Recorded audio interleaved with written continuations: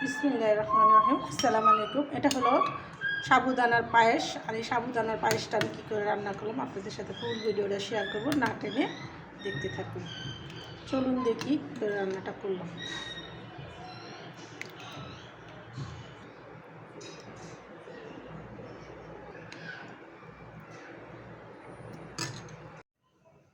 পায়েস রান্না করার জন্য এখানে নিয়েছি আমি সাবুদানা, সাবুদানা, আর এখানে নিয়েছি আমি পোলার চালের খুদ। এটা দিয়ে আমি পায়েস রান্না করব। আর এখানে নিয়েছি আমি 1 কেজি গরুর দুধ। তো এটা আমি ভালো করে জালদা নিব, আর এই পোলার চালের খুদটা আমি ধুয়ে নিব। তো কীভাবে রান্না করব সম্পূর্ণটা আপনাদের সাথে শেয়ার করব। আপনারা আমার ভিডিওটা না টেনে দেখতে থাকুন। আমি এই সাবুদানাটা 5 মিনিট ভিজিয়ে রাখবো, আর চালটা ধুয়ে দেব। চালটা আমি এখানে ধুয়ে দিয়ে দিলাম। 1 চিমটি লবণ। এটা যতক্ষণ না ফুটবে ততক্ষণ আমি জাল দিতে থাকবো।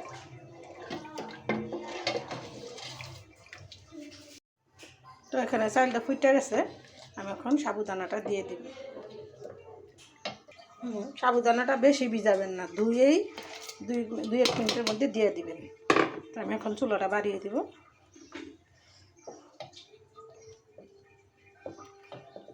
এই সাবুদানার পায়েসটা অনেকেই পছন্দ করেন, আর রমজান মাস হলে তো কোনো কথা নাই। এটার মধ্যে আমি এলাচ দারচিনি দিব না, আমি দিব বেশি করে 4টা তেজপাতা দিয়ে দিলাম। তেজপাতার গ্রানটাই আসল, আমার কাছে বাড়তি মশলার গ্রানটা ভালো লাগে না। আপনারা যারা মশলা পছন্দ করেন তারা অবশ্যই মশলাটা দিয়ে নেবেন। আমি মশলা দিলাম না এখানে। তো আমি এখন দিয়ে দেবো চিনি। দেখেন কত সুন্দর সব ফুটে গেছে।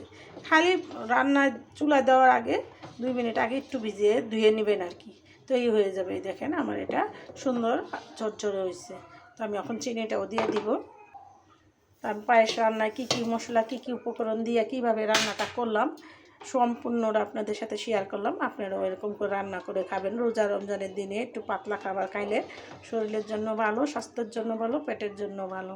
এটা মানুষে বলে রোগীর জন্য না, এটা সবাই খেতে পারে। তো আমি আপনাদের সাথে সেটাই শেয়ার করলাম। আপনারাও এরকম করে রান্না করে খাবেন। দেখেন দেখতে কত অসাধারণ হয়েছে। তো আমি পরিবেশন করার আগে আমি তেজপাতাটা উঠিয়ে নিব, তেজপাতাটা রাখবো না।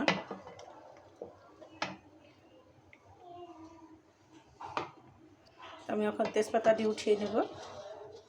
বলক আসার আগে আগে তেজপাতাটা উঠিয়ে নিলে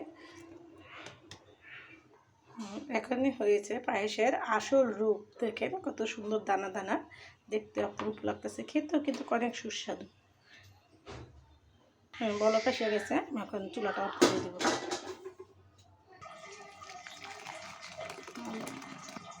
পরিবেশন করার জন্য আমি বাদাম নিয়ে নিয়েছি। এই বাদামটা আমি এখন দেবো না, একটু ঠান্ডা হলে পরবর্তীতে দিব আর আপনাদের সাথে শেয়ার করব।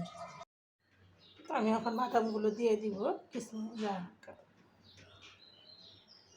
খুরমা খেজুর দিয়ে দিলাম।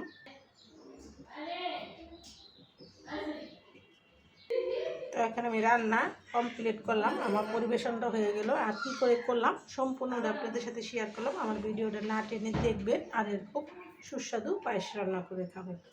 আর ভিডিওটা বর্ণনা করে এখানে রেখে দিলাম। আসসালামু আলাইকুম।